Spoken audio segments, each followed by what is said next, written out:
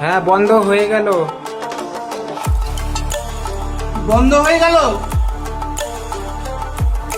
আর একবার চালালাম টেস্ট করার জন্য। লাল লাইট জ্বলছে মানে চালিয়েছো? হ্যাঁ, আর একটু চালালাম, জলটা উপরে যেতে আর একটু টাইম লাগবে। যখনই জল ট্যাঙ্কি